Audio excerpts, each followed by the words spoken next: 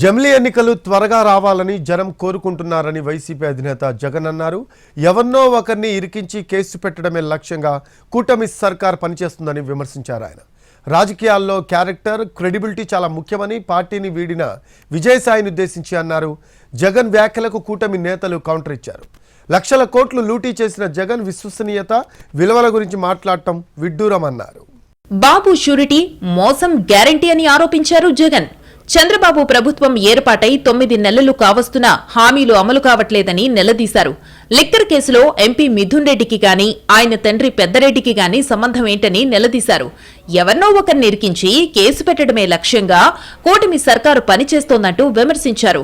చంద్రబాబు హయాంలో ఏ పని జరగాలన్నా ఎమ్మెల్యేలకు వాటాలివ్వాల్సిందేనని జగన్ ఆరోపించారు.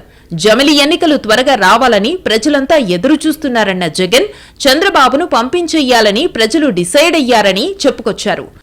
ఎన్నికలు రావాలని జమిలీ గిమిలీ అంటా ఉన్నారు. ఎంత తొందరగా వస్తే అంత తొందరగా మంచిది, ఇంత తొందరగా వస్తే ఈ మనిషిని ఎప్పుడెప్పుడు పంపించాలా అని చెప్పి ప్రజలందరూ కూడా ఎదురు చూస్తూ ఉన్నారు.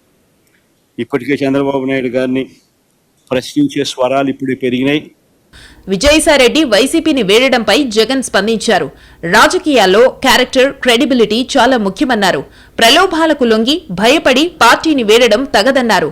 కష్టం ఎల్లకాలం ఉండదని, ప్రతిపక్షంలో ఉన్న 5 ఏళ్ల కాలంలో మాత్రమే కష్టాలుంటాయన్నారు. మనమంతటి మనమే ప్రలోభాలకు లొంగో, భయపడో, ఏదో కారణం చేత మనమంతటి మనమే మన వ్యక్తిత్వాన్ని, మన క్యారెక్టర్ని, మన క్రెడిబిలిటీని మనం బలంగా పెట్టి మనం కాంప్రమైజ్ అయ్యి అటువైపు మనం పోతే మన గౌరవం ఏంది? ఆర్థిక ఉగ్రవాదైన వైఎస్ జగన్ ఆర్థిక వ్యవస్థ గురించి మాట్లాడడం విడ్డూరంగా ఉందన్నారు టీడీపీ నేత అనురాధ. లక్షల కోట్లు లూటీ చేసిన ఆయన విశ్వసనీయత, విలువల గురించి మాట్లాడుతున్నారంటూ ఫైర్ అయ్యారు. గత పాలనలో విధ్వంసం చేస్తే కూటమి ప్రభుత్వంలో అభివృద్ధిని పరుగులు పెట్టిస్తున్నామని అన్నారు.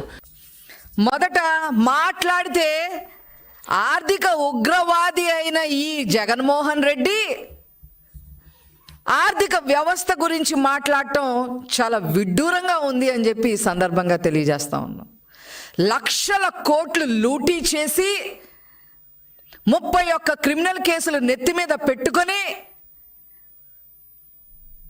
దేనికి కూడా ప్రజలకి సమాధానం చెప్పే పరిస్థితుల్లో ఉండి ఇతను విశ్వసనీయత గురించి, విలువల గురించి మాట్లాడటం చాలా ఆక్షేపణీయంగా ఉంది అని చెప్పి ఈ సందర్భంగా నేను తెలియజేస్తా ఉన్నాను.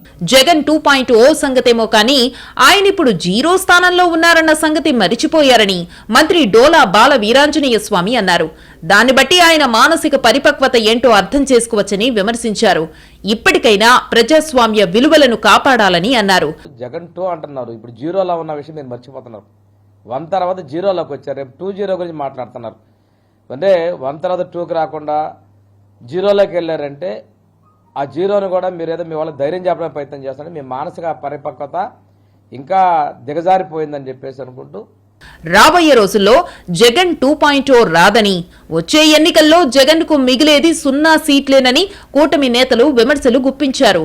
సీఎంగా ఉండగా జగన్ కనీసం ఎమ్మెల్యేలను కలవలేదన్న అనగాని ఇప్పుడు వైసీపీ కార్యకర్తలకు అండగా ఉంటామంటే ఎవరు నమ్ముతారని అన్నారు.